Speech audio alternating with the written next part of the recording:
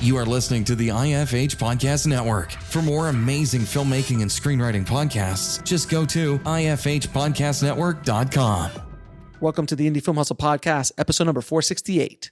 I think the most important technique is to ground everything, to make a fantasy world grounded and relatable. Just great characters. Timur Bekmambetov. Broadcasting from the back alley in Hollywood, it's the Indie Film Hustle Podcast, where we show you how to survive and thrive as an indie filmmaker in the jungles of the film biz. And here's your host, Alex Ferrari. Welcome to another episode of the Indie Film Hustle Podcast. I am your humble host, Alex Ferrari. Today's show is sponsored by Rise of the Filmtrepreneur, how to turn your independent film into a profitable business. It's harder today than ever before for independent filmmakers to make money with their films. From predatory film distributors ripping them off to huckster film aggregators who prey upon them, the odds are stacked against the indie filmmaker. The old distribution model of making money with your film is broken, and there needs to be a change. The future of independent filmmaking is the entrepreneurial filmmaker or the filmtrepreneur. In Rise of the Filmtrepreneur, I break down how to actually make money with your film projects and show you how to turn your indie film into a profitable business. With case studies examining successes and failures, this book shows you the step-by-step method to turn your passion into a profitable career. If you're making a feature film, series, or any other kind of video content, the Filmtrepreneur method will set you up for success. The book is available in paperback, ebook, and of course, audiobook. If you want to order it, just head over to www.filmbizbook.com. That's filmbizbook.com. And today's show is also sponsored by the Heart Chart Screenwriting Masterclass taught by legendary screenwriter James V. Hart, the writer of Bram Stoker's Dracula, Hook, and Contact, to name a few. His unique story mapping system will teach you how to get your script ready for production and the marketplace. To gain instant access, head over to bulletproofscreenwriting.tv/heart chart. That's HART chart. Well, guys, you're in for a treat today. We have arguably one of the best action directors of his generation, in my humble opinion. We have Timur Bekmambetov, and he is the creator behind such amazingly visual films like Night Watch, Day Watch, Wanted, and Abraham Lincoln Vampire Hunter. Now, for those of you who have not seen a film like Wanted that starred Angelina Jolie and Morgan Freeman, it was kind of like an explosion going off in Hollywood when it came out. People at that point said all action films need to look like this. This is the future of action films. So many other filmmakers have been inspired by Timur's style. I mean, this is very similar to what happened when Tony Scott came out in the 80s with Top Gun. Michael Bay came out with Bad Boys and The Rock. It just changes the visual language. Prior to that, action films didn't look the way they did with those great visual artists, but Timur also moved everything forward a little bit with his films. And now Timur is actually taking the whole filmmaking process to another level. He has created a new film language called ScreenLife. And a ScreenLife film basically takes place completely on a computer screen, on an iPhone, on an iPad, meaning that the entire story is told by videos and text and emails and website looks, searches. Everything is being done all on a screen, which is very similar to what happens to us in life. Our new lives, the way we spend so much time on screens on a daily basis. This just makes sense. It's another evolution of the storytelling process. And his new film profile is remarkable and honestly very eerie. When I watched it, I was watching it on my computer and I felt like I was kind of like eavesdropping or being very voyeuristic on someone else's conversations and screen. It kind of took me a little bit to get used to that. But by the end of the movie, I'm like rooting for her. Like, don't go in there. Be careful. He's right by the door. It was really an amazing storytelling technique. And he has a website. He's got technology he's built to help filmmakers create ScreenLife films. He's just got a 5-picture deal with Universal Studios to release exclusively ScreenLife films. His first film he produced called Unfriend made, I think on $1 million budget, made $65 million worldwide. And it's pretty cool to see a brand new film language being developed by a visionary filmmaker. And I'm really excited to share this episode with you. So without any further ado, please enjoy my conversation with Timur Bekmambetov. I'd like to welcome to the show Timur Bekmambetov. Great. I've been practicing for hours. Timur, how are you doing, my friend? Thank you so much for being on the show. Thank you very much. It's a pleasure. It's a pleasure to be with you. I've been a fan of yours since Night Watch. I remember when Night Watch came out, and my mind exploded. I could not believe what I was watching, and I became obsessed with you and your work and your style and all that stuff, which we're going to get into all of that in a minute. But first, how did you get started in the film business? I was production designer, stage designer in the theater, production designer. Then I couldn't find the right director to work with, and I decided to direct myself. And then I couldn't find the right producer to help me to produce the movies, and I became a producer. It's just then like 5 years ago, I producing ScreenLife movies. I couldn't find the right tools to make ScreenLife movies because a different type of filmmaking, no cameras. And then I became a IT inventor, inventing new technology for new language. That's fantastic. Yeah, and we'll talk about that in your new film profile, which uses that kind of screen. Is it called ScreenLife? ScreenLife, yeah. ScreenLife. So that whole it's a genre of filmmaking right now, which is basically a film that takes place on a screen completely. The whole thing takes place like if you're on a computer screen, and it's a brand new narrative story technique. It's just a really interesting way. Yeah, and I would like to correct you. Yes, please. Because it's not a genre. It's a language. Because there you go. You can use this language to tell stories of any genre.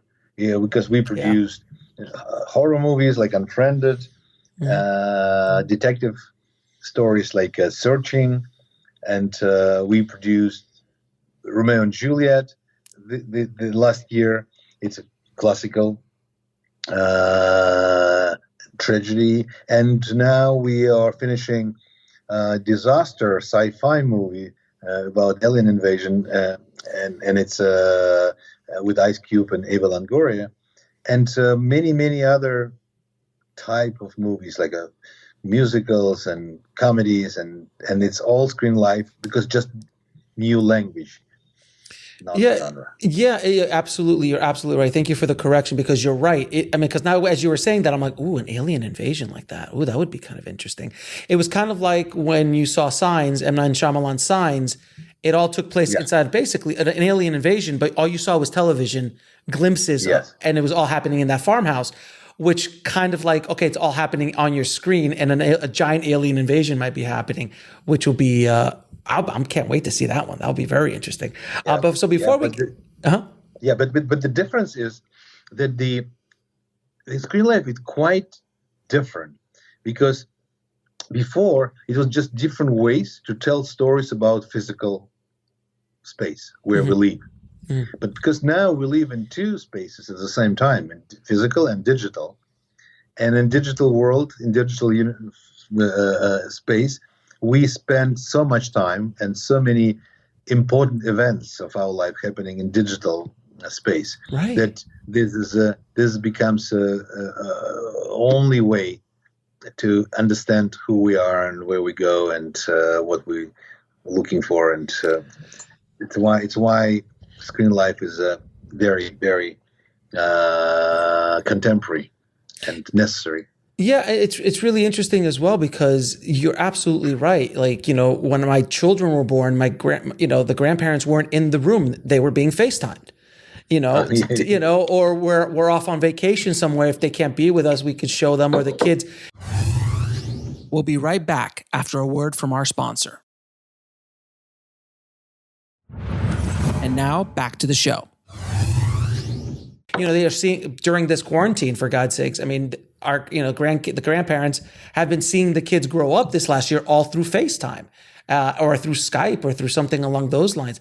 And you're absolutely right. Most of our life is on screens at this point. Like a lot of our time is spent on screen and important moments. It's not just Facebook but that's part of it, but all those other things. You're absolutely right. Yes. It's my wedding anniversary was in Zoom, and our interview is in Zoom too, by the way, right? In Skype, sorry. Yes, and I don't know, and the robbing banks, like for example, robbing banks today, it's not about masks and guns, because there's nothing to get. It's all about like a cracking code and stealing data. And even, by the way, the aliens showed up not to get some oil, whatever, or blood, to get information, because data is more important than data is a value. Oh, massive value, the right kind of data is worth billions, if not trillions of dollars, if it's the right kind of data. So we are in a weird world, and I've been going down deep the rabbit hole of cryptocurrencies and NFTs and blockchain and all of that information. AI as well. Our world is changing so rapidly, and I feel like. Go ahead. Do you know the stories? A friend of mine, the banker, and he said that their data allowed them to tell that the woman is pregnant before she got the test. because big data helps them to compare different activities, and the woman, she doesn't know yet, but banks already has this information. That is terrifying. That is It is 1984. It's 1984. Yeah, it's why profile is thrilling, because it is about the technology. It's not about ISIS. It's not about terrorists. It's about the technology and how we live in this new world, where we have no idea who we are. Where's my space? Where's your space? What's good? What's evil? Okay, it's just totally different. Totally different reality. Yeah, absolutely. Now, I wanted to ask you, when you came out with Night Watch, which I have to ask you, how the hell did you make Night Watch for such a little amount of money? Because it's such a big budget looking film. It looks like $100 million, $150 million. Well, today's money, back in 2004's money, or when I think it was around that time when it was released. It wasn't. It would have been maybe an $80 million movie at that point, but I know it didn't cost that much. Yeah, it's all about ideas. The ideas, the fresh ideas, and about the creativity and freedom. Because when you don't need to approve things with the 50 partners and investors, then you can make everything reasonable, cost effective, and enjoy, and you can enjoy the process.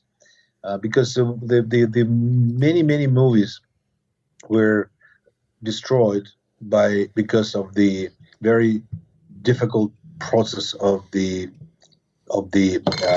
producing. Because if it costs hundreds of $millions, then you have 100 people scared to lose their jobs and lose their jobs and lose money and jobs. Yeah, and this creates the atmosphere of the a fear and no responsibility, and and the ScreenLife kind of a way out, because when the movie called a Night Watch was $2 million or something, I don't remember how much. It gave us a freedom to be crazy, to be creative, to be to express yourself, and it's why ScreenLife is a future. I think it's a language. Every filmmaker can make a movie with the cost of the writing book. Whatever. It's the same. Right. You need a pen and paper to write the book. This you need a laptop and your talent. Now with Night Watch, when Night Watch came out, I saw it early on, and the visuals of it were so impactful. I mean, they were just stuff I've really never seen before, and I've been a cinephile most of my life, worked in video stores, and I've studied all the greats. But your style was so unique, and then obviously when you did Wanted and Day Watch, that kind of, when Wanted show up, and we'll talk about Wanted in a minute, but it was just so visceral, the visual style of it. Who were your influences, and how did you kind of come up with this language? Because it's a language, it is so specifically you. Like after you, there was a lot of copycats that try to do what you do. But people like you and Zack Schneider and even Michael Bay, Tony Scott, they have very specific kinds of language. Yours is very specific. How did you come up with it? I told you I was a production designer with a background being an artist, being developing the new visual languages. And also I like to experiment. I like to put things not upside down, but just to put things a right way, because we live in a world of stereotypes. Because of the culture means stereotypes, means rules, and sometimes you need to step back and just be little crazy, little childish, little naive, little unresponsible, just to flip things, just to feel something, because it's what I do. My way to create the chaos and then to try to organize. You need to destroy things. You need to challenge everything, the story, the aesthetics, the rules of the genre, and then when you messing it, then somehow it gives you then energy, and then you need to organize. And when you're organizing it, trying to tell the story, then it will be your way.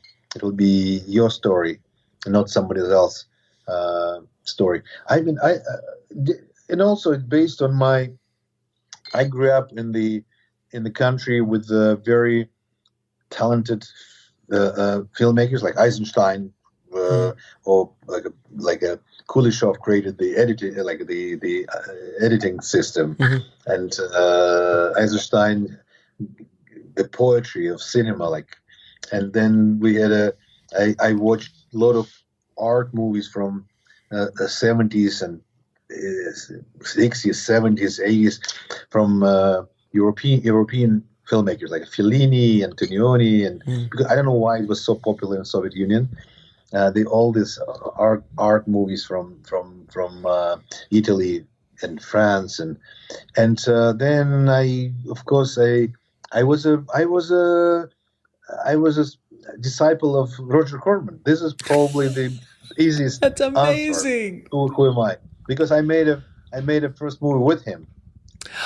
You worked with Roger? Really? I didn't know you worked with Roger at the beginning. Yes, friend of mine, my mentor. Love him. He's a real filmmaker. He loved movies itself, and I think maybe it's an answer. Maybe it's an answer. Maybe the movie I made, like Wanted, it is a Roger Corman movie. It's a B movie whatever. B movie made with a little bit of a little bit higher budget. Yeah, with a little higher budget. And the Night Watches also. Yeah, because I made a movie for him, with him. Spent a lot of time with him. He was in Russia, and we spent days talking about his backstory, and he gave me a lot. He has a childish whatever, he's in love with the cinema itself. Not specifically he's very, very educated, very he has a very good taste. We'll be right back after a word from our sponsor. And now back to the show. But at the same time, he has a sense of humor and lightness, allowing his movies to be audience friendly, Yeah, absolutely. And it's what I think. This is what who am I? And I think it came from. It's a mix between Fellini and Roger Corman. but it's not funny. It's not funny because I think he was the official distributor of Fellini movies in the United States. Yes, he was. He had rights for all art movies, European art movies. Yeah, people think of Corman only as these kind of schlocky, like straight B movies that he would pump out and never lose a dime on. But he's a very, very educated man and a very smart film producer. He's probably one of the most legendary film producers of all time. And he gave so many filmmakers their start. From Coppola to Scorsese to Ron Howard to Jack Nicholson and the list, James Cameron. I mean, it just goes on and on. So, yeah, but I've never connected the two, Fellini and Corman, in the same conversation. And if I would have, that was not the answer I was looking for. That's not the answer I expected. And I was like, wow, that's a great answer to that, because Roger's amazing. He's a remarkable producer. Friend of mine. Here is a film festival in Russia. A few weeks ago. It's a sci-fi film festival, a new one. And I called him and I said, Roger, can you help people and be like in jury and and he said, yeah. And he recorded this speech. And he said, unfortunately, I cannot come because of the COVID. But he recorded the speech and he was in jury. He gave his advices, and that's unbelievable. He's a man who has a freedom. He's not scared, Oh no, scared is not a word that I would imagine with Roger Corman. That for sure. That's not one of the words that I would associate with him at all. He's a legend. A legend is definitely a word I would. Now, when you go into pre-production on a film, do you storyboard or do you do previs or do a combo of both? Because it's very intense, the visuals. I do previses. Okay. And I love previses because it's the only way to present my ideas to the a producer studio people. Because sometimes, for example, on Wanted, I came with an idea that the rats, the James McAvoy should feed rats with explosive materials to put the electronic wires and send them to exploit the factory of a fraternity of Morgan Freeman's team. And the studio people were looking at me like, rats with explosive materials? What are you talking about? And, sometimes new ideas, very difficult to explain. Mm-hmm. It's why previs helps to filmmakers to explain what they think, because storyboards is not enough. Not enough. Now, when Wanted hit Florida, hit Hollywood. Excuse me. When I was in Florida, that's why I said that. But when Wanted hit Hollywood, it was like a bomb going off. I remember people around town in LA and everyone talking about Wanted, like this is the new way action films need to be made. And it was very revolutionary. I mean, the last time something like that might have happened is maybe Top Gun when Tony Scott showed up, or when when The Rock showed up, or Bad Boy showed up with Michael Bay. There was a new visual language that was created by these artists. And when you showed up, everyone was like, oh God, this is the future of action movies. They all have to look like this. Of course, that's what Hollywood would say. But what was it like? Because I have to imagine that, you were the belle of the ball. You were the very pretty girl that everybody wanted to dance with and date. So what was it like being in the center of that kind of hurricane that was Wanted when it hit? I'm sure everybody wanted to talk to you. I'm sure you were taking meetings everywhere. What was that like? You know what? I don't remember, honestly. I lost you. There you are. Go ahead. Lost you again. Yeah. Just one second. Yes, do you see me? Okay. Yeah. it was a time, because I have two lives at the same time, because I have my Russian team and the Russian projects, and I have projects in the United States. And by the way, I shot two movies at the same time, secretly, in Prague: Wanted and the Russian Irony of Fate, another Russian Christmas comedy, romantic comedy, and it was done at the same time and released almost the same time, and it is very different. Yes, I don't know. It helped me because I was not scared that I will lose something, and the Russian backlot helped me to feel independent and experiment with the different forms, and being in myself. I don't know. Yeah, and when you were working also on Wanted, I mean, was that the first time you really had like giant megastars? I mean, you had Angelina Jolie and Morgan Freeman. Was that intimidating at all, or had you worked with other big actors like that before? It was fun. I mean, it was fun. It was challenging because of probably the language was an issue, especially with James, because he had a Scottish accent, and it's very difficult for me to understand. And but it was fun because they all professionals. They all looking for all perfectionists. Especially Angelina, she's just absolutely focused how to make things the best. And it's challenging. Of course, it's not easy. Because she wants to surprise people. She wants to do something nobody done before, especially this famous shot, famous for me, when she kills herself. Right. Wanted. Oh, it's a great shot. And because she just said, okay, I will be in the movie, but I want to kill myself at the end. And the studio said, okay, this probably it will never happen because we cannot like put the gun in her mouth. Nobody will watch this movie. And I spent like few days just trying to figure out how to find a way how she can kill herself cool way, like unusual, somehow logically for the story, but cool. And then there was an idea. I just came up with an idea that she will bend the bullets will kill 19 people and kill herself at the same time.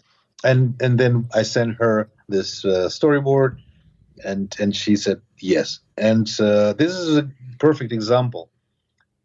The stars provokes you to surprise, to find something. To push. Yeah, you cannot just do something mediocre, and it's very, very important. And so, when you're when you're working with certain level of actors, and I've had the pleasure of working with really high caliber Oscar nominated actors in my career, when you walk into the room, everyone knows it, and then you've got to lift your level up to them, and they're going to push you and challenge you because they just have so much more experience than you do a lot of times. That, I mean, a Morgan Freeman and an Angelina who she's been on a set pretty much her entire life.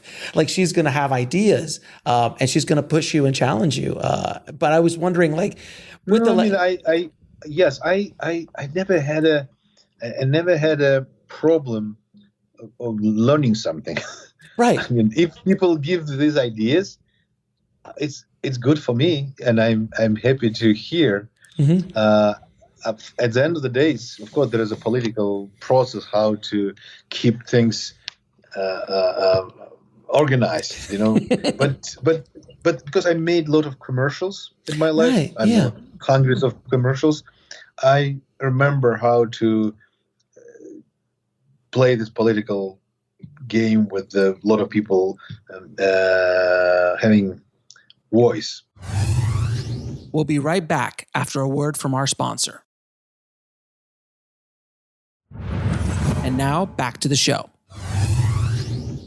But I was happy that because I had a Chris Pratt that Unwanted and Angelina right. and Morgan Freeman. And Chris Pratt was a fat boy.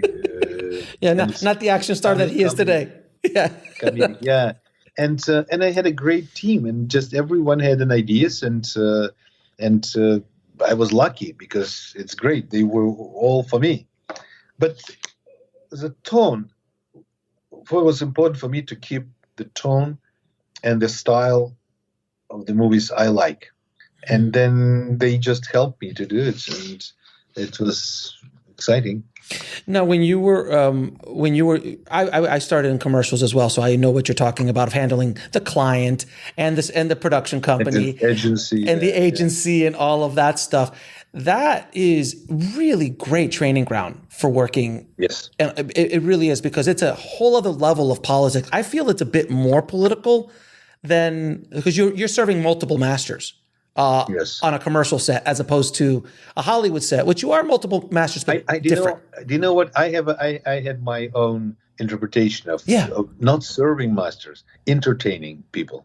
For me, when I made commercials, all these people, the clients and agency, and they are audience, as your audience, and you need to entertain them. They must be surprised and confident and surprised at the same time. It's exactly the same process. You need just to create something which will, James McAvoy, Angelina Jolie, or Morgan Freeman will say, "Wow, it's cool. Let's try." You need to create ideas, entertaining, and producer. They should. And I really like when you have a good producer like Mark Platt I worked with, and I really like to do something to entertain, just to make them feel, wow, it's like a little scared, but because it's new, something new, but a good producer, they feel the audience and they can understand. You, as a filmmaker, you should feel a little bit of fear when you're out there. You should feel like you're a little bit on the line, and you might have a safety net, you might not, but when you're on the edge like that, that's where really fun stuff. Because when I do stuff, I try to push myself and get scared. I'm like, I've never done that before. Let's just jump in and see what happens. As opposed to like, okay, here we go again. We're going to do the same thing I've done 1,000 times. So, and you, I imagine, are constantly pushing yourself, like shooting Wanted and a romantic comedy at the same time on two different continents. Two different stages, yes. Two different sound stages in Prague. Yeah, exactly. And also because I never had a dream to work in Hollywood. I mean, it was not my like even plan. It just happened itself. Like how did it happen? How did it happen? I made Roger Corman movie for fun because it was like $300,000 budget or something in Russia, and then like very funny with the two Playmate girls. Right, of course. He sent two Playmate girls to play women gladiators in ancient Rome. Of course. And then I made a night. Then I was trained well to make Night Watch. Right. And we made a Night Watch for fun with a little money, and it was like a few millions. And then suddenly I made commercials where commercials were very popular in Russia, and I was kind of infected by this interesting feeling when you do something and the next day on the street people the viralness of it, yeah. Viralness, yes, and it gives you it's like a drug, you cannot live without it. And then Roger Corman, and then Night Watch. I just played like it was crazy, playing with my subconscious like ideas and my aesthetical preferences, whatever. And then suddenly it became a hit. And then next morning, I think after the release after the weekend, the next like Monday, who called me? Harvey Weinstein called me and said, "Hey, how you doing? My boys already on the way to Moscow to sign the deal with you. You will be in my next movie," something like that. And I said, "Oh, no, we're coming in Los Angeles." And then we had a long process of picking the partner, and finally it was Jim Janopoulos and Fox, not Harvey. Good move. And what? Good move at this point. Good move. Yes, I never had problems with him. Yeah. We made a few movies. It was Apollo 18. We made it. Yeah. Horror movie, and then with the last one was with the Kimberbatch. It's The Current War. Oh yeah, The Current War. That was great. I love that. Yeah. It's why I'm mentioning it. I never had a dream to be a Hollywood director or producer. I just happened, and it was lucky, whatever. I don't know. Yeah, you kind of. But listen, lucky, yes, but you also. It's not like you were just doing nothing and someone knocked on your door. Hey, do you want a Hollywood deal? You were doing stuff, and you made enough noise in Russia where people were like, "Hey, wait a minute, we want to do business with Timur, and we want to get into it." So yeah, there was that, but it wasn't like your goal. Like I need to get to Hollywood. It was no. It just happened to show up. But you were ready though. It wasn't like you were just hanging out and they're like, "Oh, let's give this kid a shot." You were a very established filmmaker at that point in the game. I did what I loved. Like I did the things I love, and I never worked for hire. And right, you weren't a paycheck director. You're going to do the work that you want to do, and that's exactly what you've done. Which brings me to the next question I have to ask you: Abraham Vampire Killer. How did this come into play? How does this even like? When I heard it, I was like, "This is ridiculous." And then I go, Timur's. Oh well, then let's take a look. It's a Seth Grahame-Smith. He wrote this book, and I was probably had a reputation of like a crazy person who can do crazy stuff, and they asked me to direct this, and it was fun. And unfortunately, the lingo is too important for American people, and it was very difficult for me to find the right tone because, and I was jumping from seriousness to insanity, to jiu-jitsu, whatever. And it was difficult. It was quite. It was experiment for me. Can we mix two things, like a legend, like the basement of the whole American philosophy? Yeah, sure. Yeah. And the Roger Corman. Can you how to mix this? And we tried, and we tried. It's just, but it's still a good movie. It's still a fun movie. It still did well I think it did well overall, right? It did financially well overall. It did some. It did some business, no question. But it's like you're essentially, for Americans, Abraham Lincoln is like Jesus. So he has a very kind of prophet, Messiah kind of energy. He's almost a mythical. He's mythical. Yes, and honestly, during the process, it changed me because I started as just playing with the image, and then little by little, his whole story, his life and what he'd done, and suddenly I understood it by making movie. It's not preloaded. It wasn't.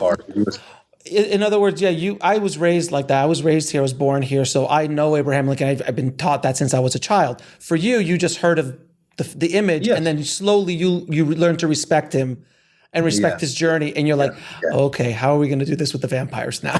He had very difficult choices in his life.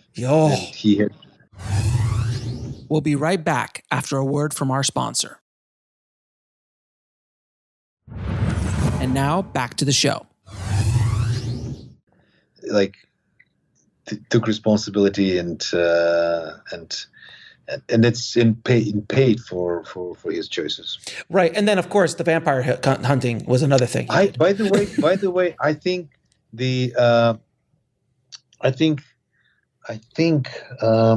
yeah, okay, this is a different conversation because I think okay, let's move on. No problem. Let's keep him. So let's talk about your new film Profile, and I've had the pleasure of watching Profile. And can you tell the audience a little bit about what Profile is about? The Profile, it's about our digital life. It's about all our fears, exploring the new world where we live now. It's not about ISIS. It's not about even the it's a thriller about our life in digital forms. Like we spent more than half of our life today, half our day today in playing with a screen. Like interacting with the screen, like now, and we all feel like a deep feeling, like we feel fear that we don't understand this world. It's like every day. It's like all great horror movies. They are usually in like a part, like in very casual, right? Like suburbia, USA, yeah. And it's the same effect with the ScreenLife, with the Profile. We understand all the clicks and zooms and swipes but we don't really understand what is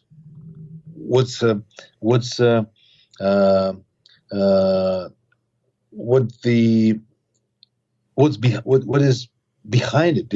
We don't understand why people are dead, but their account's still active. Mm-hmm. And you can get suddenly a message from your friend who died a year ago saying happy birthday because he just pushed the button, send you messages every year, and it's me the border between life and death doesn't exist in digital world. And also you don't know who controls your data. Like you don't know who can call you. You're not protected. Like we know there are walls, our door closed. There is a street. There is like your house, and you have a gun to protect your house. But in internet, you don't have it. And suddenly you can understand that. For example, the fear of sending wrong message to the wrong person. You text the wrong person or email the wrong person, something that was not supposed to be for them. Sometimes it's very, very tragic, because so many families fell apart. So many people were because just you push the button, and we know this world. We think we know this world. It's very real, very ordinary, but we understand that we don't have trust. We don't have trust how to live in this world. We don't know what's good, what's evil in this world. Like because cyberbullying, hating, and I know like security. Like safety. It doesn't exist. It's why? Because you can write any rules and publish it, and government can try to control it, but it doesn't work until filmmakers or writers will write stories, emotional stories about our behavior in this world. And you, by watching these stories, when you cry or you laugh, smiling, or you scared, until you will process this emotionally, you don't understand what's good, what's evil. Right. We don't have 10 commandments about digital world. We No. don't know. You're right. We don't know what's the 7 deadly sins. Like, what does it mean for digital world? For example, one of the deadly sins, it's for example, it's you're eating too much. Yeah, like you are Gluttony. And in digital world, it's we are consuming so much data, so much information that it's destroying us. It's because toxic. we don't have. Yeah, we don't. It's toxic, and for example, we people chasing want to be popular, get more likes on or whatever. This is also the one of the deadly sins. You know, ScreenLife. It's a language. First time helping us to adapt digital space for us, for human beings, to somehow to understand, to reflect, to express yourself, to understand how to live in this new reality. We especially after the COVID, we were all there. Now, because in the movie you were shooting some stuff, like obviously there's footage, so there's like footage in the hotel rooms and footage out in Syria and all that. How did you shoot that? Like, did you literally give it to people to walk around with their phones? No. It was first time. It was we shot it in real.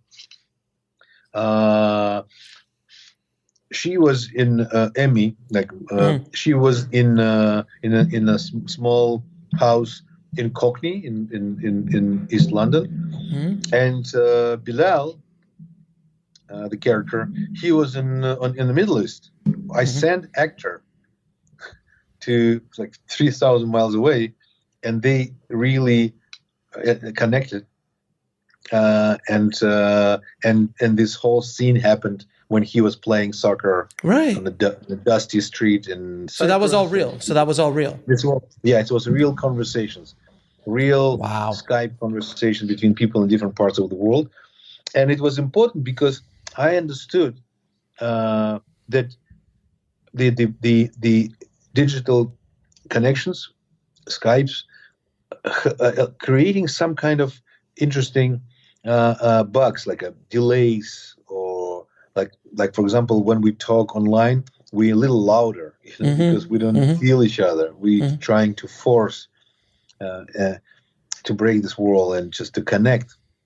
And it was very important for me to recreate this real environment of online communication, and it's really visible. And also, what was new in this, because we didn't have the cameras. We shot everything by recording the screens, and we invented the method when we gave actors real screens where they can really call each other, and we recorded the screens, and we gave them the chance to play almost like a theater. And how long did it take to shoot this? 10 days. because we shot 15 pages per day, 15 minutes per day. That's insane. That's amazing. No, it's look, after watching it, like I was telling you earlier, it was eerie. I felt like I was watching someone else's screen, like I was voyeuristic. Yes. But I was watching it also on my computer, so it was even weirder for me. So I wasn't watching it on a television screen. So it was a very unsettling. And at the beginning, for me, it's like I hadn't seen a movie like this before. So at the first, I'm like, how am I getting into this? But towards the end, I'm just like, get out of there, get out. Like you're completely sucked in. So it's remarkable. But listen, Timur, thank you so much for being on the show. Where can people watch this? When and where? I hope it'll be in a week. In a week. Theaters. Okay. and I really hope that ScreenLife will get the audience attention, and this new language, very, very. Every film festival where we send this movie, we got exactly the same prize. Which is audience award. We'll be right back after a word from our sponsor. And now back to the show. The professionals never gave us a prize. But the audience did. So that's a good, that's a very, very good sign. My friend Roger Corman. Roger Corman would be very proud of you, sir. Yeah. My friend, thank you so much for being on the show, and continue pushing the envelope. And if you're a little bit scared when you're making it, that means it's only going to be good for us. So thank you so much for doing what you do, my friend. Thank you. Thank you, Alex. I want to thank Timur for coming on the show and dropping his knowledge bombs on the tribe today. Thank you so much, Timur. I'm so excited about ScreenLife and really hope that members of the tribe out there go out and try to make feature-length films using this new film language that Timur has created. And if you want to get links to how to make a ScreenLife film, and you also want to check out his new ScreenLife film profile, head over to the show notes at indiefilmhustle.com/468. Thank you again so much for listening, guys. As always, keep that hustle going. Keep that dream alive. Stay safe out there, and I'll talk to you soon. Thanks for listening to the Indie Film Hustle podcast at indiefilmhustle.com. That's INDIEFILMHUSTLE.com.